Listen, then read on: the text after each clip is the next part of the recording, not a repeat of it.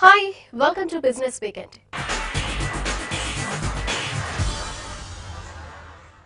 దేశాన్ని కుదిపేసిన కరెన్సీ నోట్ల మార్పిడి వ్యవహారం, వరుస టేక్ ఓవర్లతో దూకుడు మీదున్న Kishore Biyani, fashion beauty segment లో న్యూ ట్రెండ్, ప్రపంచమంతా ఆసక్తి కనబరిచిన అమెరికా అధ్యక్షుని ఎన్నిక, ఇలాంటి విశేషాలతో పాటు స్టాక్ మార్కెట్ ట్రెండ్ రికమెండేషన్స్ పై ఈ వారం బిజినెస్ వీకెండ్ రెడీగా ఉంది. Let's have a look.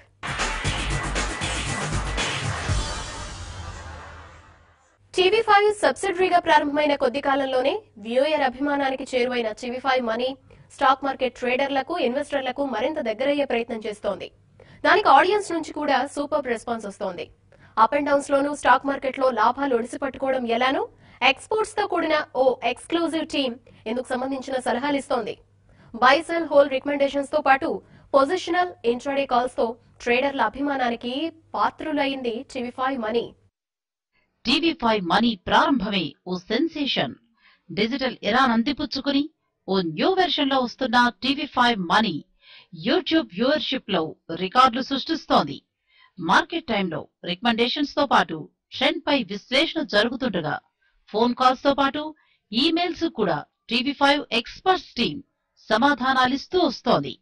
ఈ ప్రోగ్రామ్ కి దేశం నుంచే కాకుండా విదేశాల నుంచి కూడా కాల్ చేసి ట్రేడర్లు తమ లాభాల్ని పెంచుకుంటున్నారు. రిస్క్ లేకుండా స్టాక్ మార్కెట్ లో సేఫ్ గేమ్ ఆడుతున్నారు.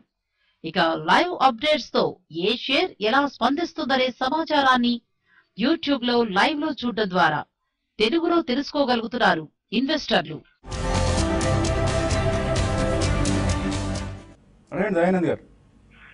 నమస్కారం వసంత గారు. నమస్తే అండి. చాలా చాలా చాలా థ్యాంక్స్, ధన్యవాదాలు అన్ని అండి మీకు, మీ టీం అందరికి. ఫస్ట్ పాయింట్ ఏమిటి, నేను ఒక 5 సంవత్సరాలుగా నేను మన TV5 బిజినెస్ నేను ఫాలో అవుతున్నానండి. I mean the market for the last 15 years. కానీ ఈ 5 సంవత్సరాల్లో నేను సంపాదించిన జ్ఞానము గాని, విజ్ఞత గాని, ఎలా చేయాలి, బిజినెస్ సంబంధించిన జ్ఞానం గాని tremendous. So many thanks for your valuable suggestions అండి. ఇప్పుడు బాలా గారు గాని, రాజేంద్ర గారు చెప్పిన విషయాలన్నీ కూడా మనసులో పెట్టుకొని ఇప్పుడు పడింది మళ్ళా పెరుగుతుంది అనే ఉద్దేశంతో అస్సలు నేను షేక్ కాకుండా మోర్ ఓవర్ ఒక 6 lakhs ఆ డ్రాప్ లో 6 lakhs ఇన్వెస్ట్ చేసి మొన్న దీవాళికి చెప్పిన స్టాక్స్ అన్ని కొన్నానండి. So I'm very very happy. Thanks a lot. And also I'm profit your play subscriber అండి. Please continue your valuable suggestions and మీరు మీ ఎథిక్స్ ఫ్యాంటాస్టిక్ అండి. అనుభయాసులుగా మీరు చెప్తారు, నిజంగా హ్యాట్స్ అప్ టు యు అండి. Thank you sir. ఒక్క స్టాక్ మార్కెట్ విశ్లేషణలే కాకుండా డిఫరెంట్ సెగ్మెంట్లలో తన స్పెషాలిటీ చాటుతోంది TV5 మనీ. ట్రావెల్ గైడ్ లా పనికొచ్చే ఎవే ప్రోగ్రామ్.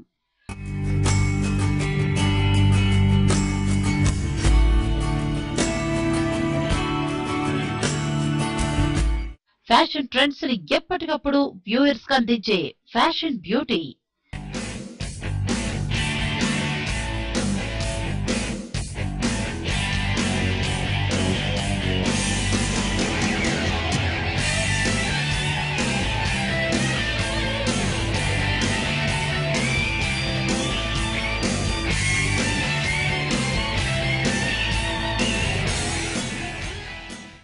ఫుడ్ లవర్స్ కోసం రకరకాల వెన్యూస్ లో పూర్తిగా outdoor program tasty birds. Wonderful crispiness and chef చెప్పినట్టు నిజంగానే మౌత్ వాటరీ, అసలు మెల్ట్ అయిపోతుంది మనం నోట్లో వేసుకోగానే అన్నారు కదా. ఆ ఫిష్ కూడా ఎగ్జాక్ట్లీ మెల్ట్ అయిపోయి అద్భుతమైన టేస్ట్ వచ్చింది. డబ్బు ఎక్కడ ఎలా ఖర్చు పెట్టాలి, ఎంత ఇన్వెస్ట్ చేస్తే ఎలా రాబడొస్తుందో తెలిపే smart investor business breakfast programs ప్రేక్షకులకు విలువైన సలహాలను అందిస్తున్నాయి.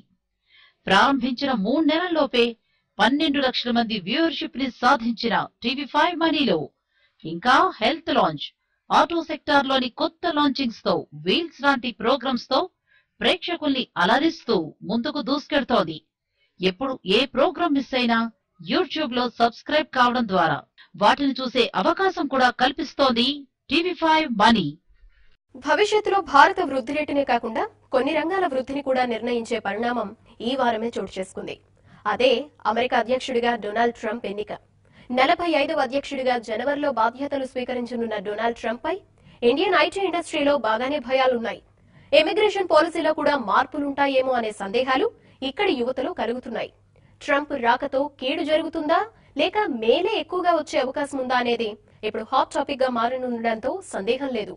అమెరికా అధ్యక్షుడిగా డొనాల్డ్ ట్రంప్ ఎన్నికయ్యారని తెలియగానే రాష్ట్రపతి ప్రణబ్, ప్రధాని మోడీ ఇద్దరూ ఆయన అభినందించారు. జనవరి నెలలో దౌత్యపరమైన సమావేశాలు జరిగే అవకాశం కూడా ఉంది. ఎలక్షన్ క్యాంపెయినింగ్ లో లాడెన్ ని దాచినందుకు పాక్ అమెరికాకు సారీ చెప్పాలని కూడా ట్రంప్ చెప్పారు. ఇప్పుడు అప్పటి దూకుడు ఎలా ఉంటుందన్నది ఆసక్తికరంగా మారింది. సరిహద్దు ఉగ్రవాదంతో తెప్పలు పడుతున్న భారత్తో యుఎస్ సంబంధాలు బలపడే అవకాశాలు ఎక్కువ ఉన్నాయంటున్నారు. ఇది దౌత్యపరమైన అంశమైతే ఇక రెండో అంశం ఇమిగ్రేషన్ పాలసీ. డిపెండెంట్ వీసాలని, ఇతర దేశాల H1B వీసాలని తగ్గించడం ఆయన హామీనే. ఇది అమలు కావడం అంటూ జరిగితే ఖచ్చితంగా ఇండియాకు సంబంధించిన కొన్ని ఉద్యోగాలు కోల్పోవడం ఖాయం. అయితే అలానే కార్పొరేట్ పన్నుల్ని తగ్గిస్తే ఇండియాలో తయారీ యూనిట్లు పెట్టిన యుఎస్ కంపెనీలు ఇంటి బాట పడతాయి. ఆ రూపేణా కూడా భారత్కి నష్టం వాటిల్లవచ్చు. ఇదే అంశంపై మన ఐటీ ఉద్యోగులు, కార్పొరేట్ కంపెనీలు కూడా ఆందోళన చెందుతున్నాయి. ఫండమెంటల్ చేంజ్ ఇన్ పాలసీ ఏమి ఉండదు అనిపిస్తుంది. If anything will be pro business. And ఇప్పుడు యూఎస్ బిజినెస్ చూస్తుంటే లైక్ యూఎస్ బిజినెస్కి చాలా డిపెండెన్స్ ఉంది. ఐటీ ఎస్పెషలీ ఐటీలో చూస్తే the whole industry here is very tightly connected to US business. So US pro business, I think it will definitely be pro industry. Some operational undochemo, some small differences might be there. By and large, నాకు తెలిసి ఏం impact ఉండదు. Either way, negative, positive, industry pretty much is self-supporting. Policy influence lo they can't control. E level they cannot control. So it's a way there's a value. If our industry can deliver some value to the clients, they will take the value and engage. So it's a value-based model. So specific గా government policy support అంటూ ఏం మాకు అవసరం లేదు కూడా ఇండస్ట్రీకి. అయితే generic drugs కి సంబంధించిన దిగుమతులు పెంచుకుంటామని డొనాల్డ్ ట్రంప్ ప్రకటించిన నేపథ్యంలో ఫార్మా సెక్టార్ లాభపడే అవకాశాలున్నాయి. ఇప్పటికే స్టాక్ మార్కెట్ లో ఆయా కంపెనీల స్టాక్స్ కొన్ని ఈ దిశగా లాభాల్లో ట్రేడ్ అయ్యాయి కూడా. ఫార్మా రంగంలో ఎప్పుడైనా సరే ఇండియా అవసరం అనేది అమెరికాకి చాలా కీలకమైంది. ఎందుకంటే వాటి కాస్ట్ ఎఫెక్టివ్ లో ఇండియాని వాళ్ళ మించిన లేరు. ప్రతి ప్రోడక్ట్ రీఇంజనీరింగ్ చేసి చాలా ప్రోడక్ట్లు ఈవెన్ హైదరాబాద్ కంపెనీలు వరల్డ్ లీడర్స్ లో ఉన్నారు. సో దాన్ని కాదని చెప్పేసి ఇవాళ అమెరికాలో మళ్ళీ ఓన్ ఇంటర్మీడియట్ చేసి ఏపీఐ చేసి ఫార్ములేషన్ చేస్తే దాని కాస్ట్ మన కాస్ట్ కన్నా ఐ థింక్ 40-50 టైమ్స్ ఎక్కువ అవుతుంది. కాబట్టి అసలు వాళ్ళకి వైబిలిటీ ఉండదు. ప్లస్ అదే కాకుండా యుఎస్ కంపెనీలన్నీ APIs and intermediates almost close చేసి ఆల్మోస్ట్ 15 years అయింది. అగైన్ రీస్టార్ట్ చేసి ఇవన్నీ చేయటం ఈవెన్ మల్టీనేషనల్స్ కి ఇట్ ఈస్ వెరీ డిఫికల్ట్ అండి. అయితే తన ప్రసంగాల్లో తాను ఇండియాకి పెద్ద అభిమానిని అని ట్రంప్ చెప్పిన విషయాన్ని కొంతమంది గుర్తు చేస్తున్నారు. I am a big fan of Hindu and I am a big fan of India. Big fan. Big fan.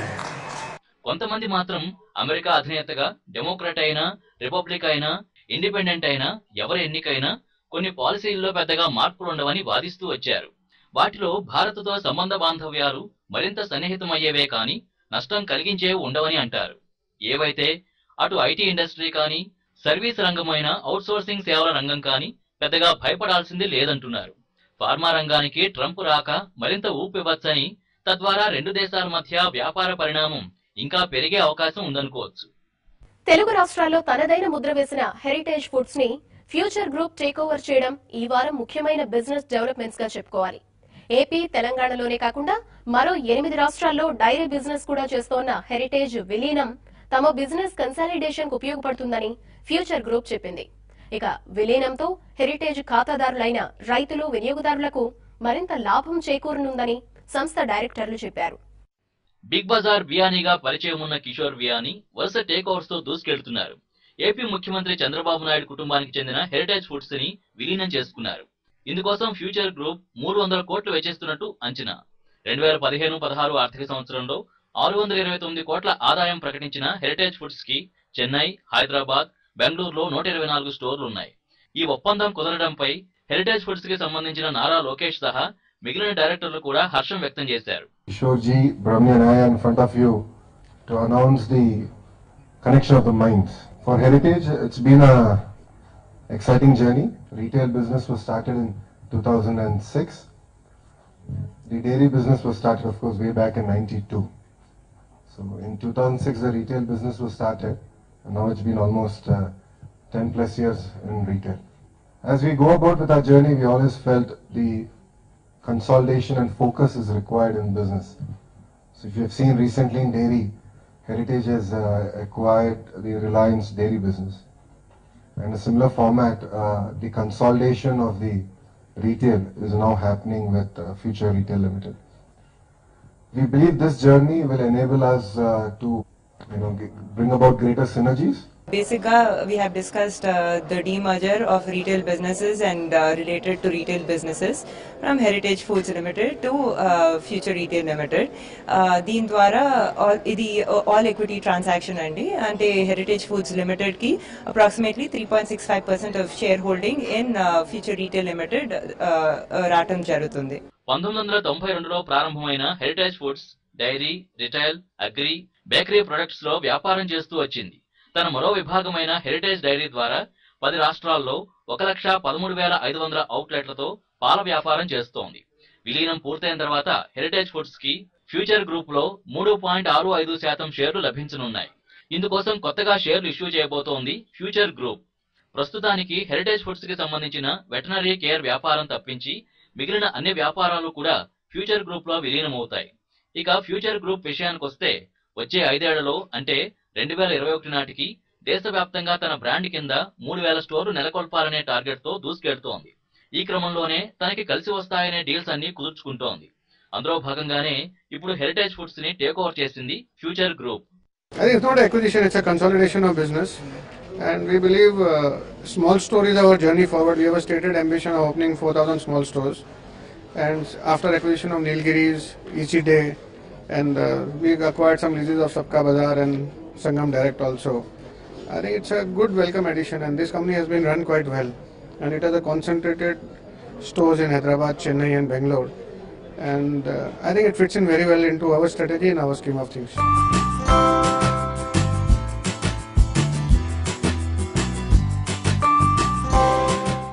Business weekend లో షార్ట్ బ్రేక్ తీసుకుందాం.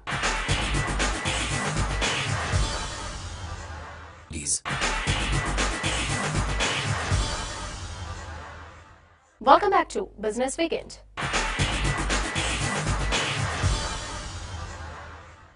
దేశమంతా గత 2-3 రోజుల నుంచి చర్చ రేపిన సందర్భం 500-1000 రూపాయల కరెన్సీ రద్దంశం. ఈ ప్రకంపనలు ఇంకా కొనసాగుతూనే ఉన్నాయి. దేశంలో అక్రమ సంపాదనని వెలికి తెచ్చే లక్ష్యంగా ఎన్డీఏ ప్రభుత్వం తీసుకున్న ఈ నిర్ణయం సామాన్యులకి నరకయాతన మిగిల్చింది. అయితే దీర్ఘకాలంలో ఇది దేశ ఆర్థిక వ్యవస్థని బలోపేతం చేస్తుందని ఆర్థిక నిపుణులు చెబుతున్నారు. 2-3 రోజులుగా ఎక్కడ చూసినా కరెన్సీ నోట్ల కట్టల మాటలే. ఎక్కడెక్కడ దాచుకున్న డబ్బంతా బ్యాంకుల్లో డిపాజిట్ చేయాలి, లేదంటే మార్చుకోవాలి. ఇదే తపన భారతీయుల్లో కనిపిస్తోంది.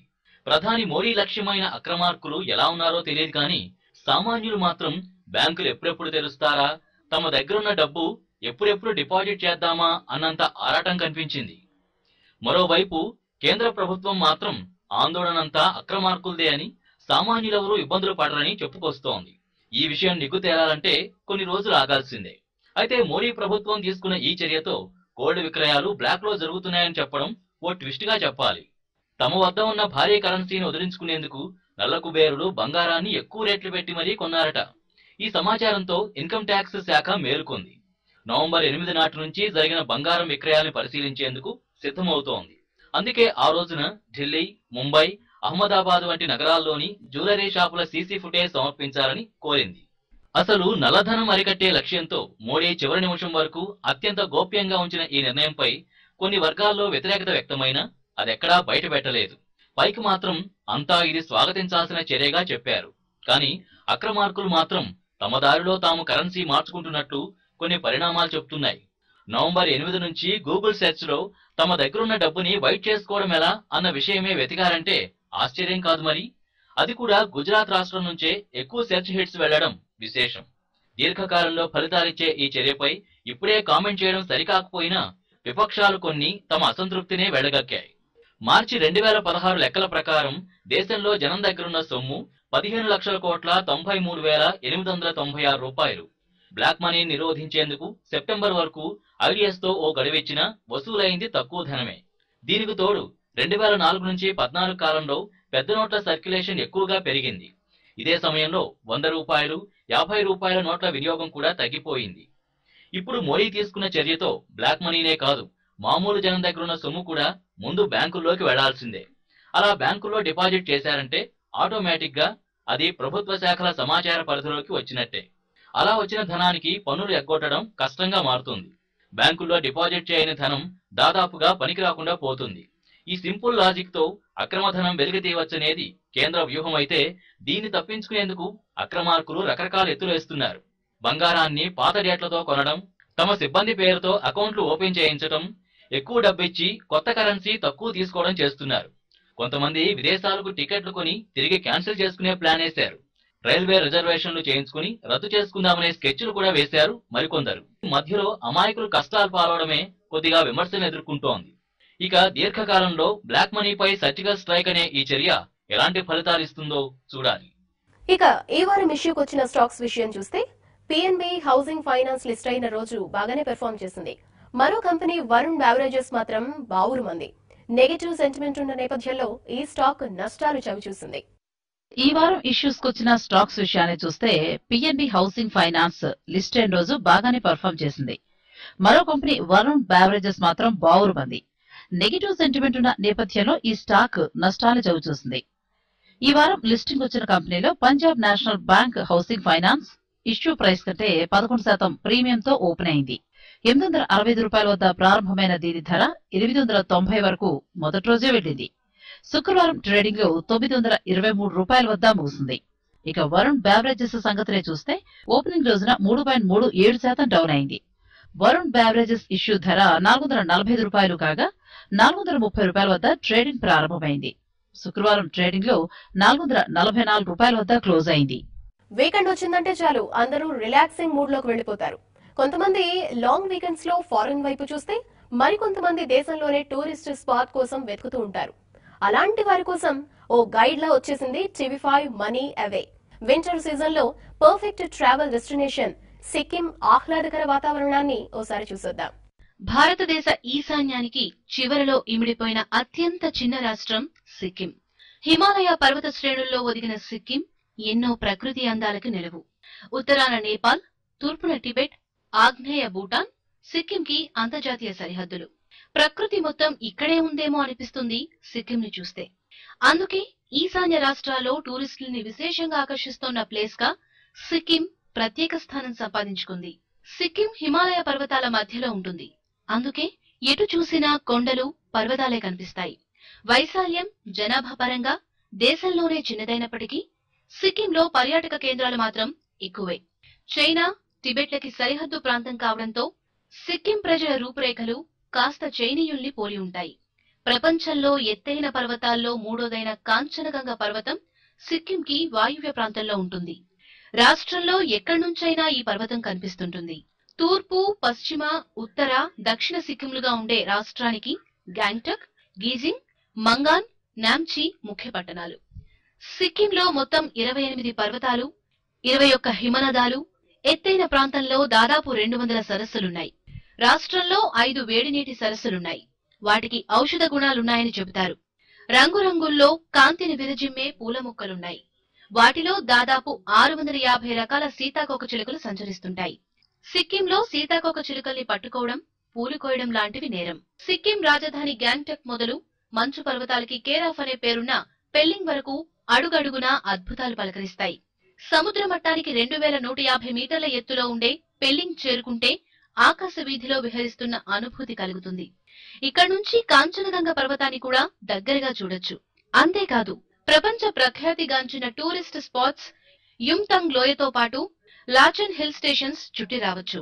సిక్కింలో ఉన్న ఏకైక తేయాకు తోట తెమీ టీ గార్డెన్ లో పండే తేయాకుకు అంతర్జాతీయ మార్కెట్లో మంచి గిరాకీ ఉంటుంది.